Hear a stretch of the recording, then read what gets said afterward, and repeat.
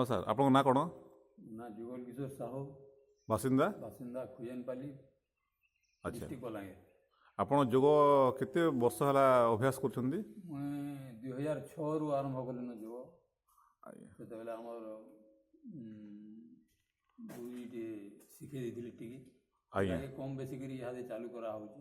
ବର୍ତ୍ତମାନ ଯେନ୍ ଯୋଗ ମନ୍ଦିର ଖୋଲା ହେଲା ଆମର ଯୋଗ ଶିବିର, ସେଥିରେ ଆଜ୍ଞା ଆସିକିରି ଶିଖାବାର ଦ୍ୱାରା ଇହାଦେ ଯେନ୍ ଟିକେ ଟିକେ ସମସ୍ୟା ଥିଲା ଶରୀରରେ ସେଟା ସବୁ ଦୂର ହେଇଯାଉଛି। ଆର୍ ଇହାଦେ ବହୁତ ସୁସ୍ଥରେ ଅଛେ ଭଳିଆ ମୋତେ ଜଣାପଡ଼ୁଛି।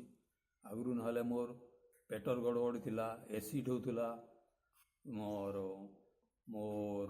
ୟୁରିନ୍ ଇଏରେ ଷ୍ଟୋନ୍ଟି ଥିଲା।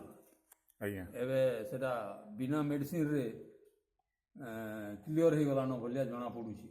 ଆଜ୍ଞା ଆଉ ଏଇ କଥା ମୋତେ ଆମର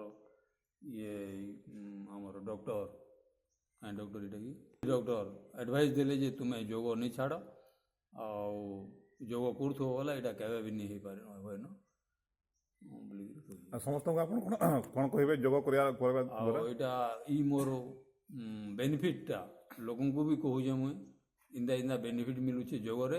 ଆର୍ ତୁମେ ଆସିକରି ଆମର ଯୋଗ ଶିବିରରେ ଯୋଗ ଦିଅ, ନିଶ୍ଚୟ ତୁମର କିଛି ସମସ୍ୟା ଥିବା ବେଲେ ଦୂର ହେଇଯିବା।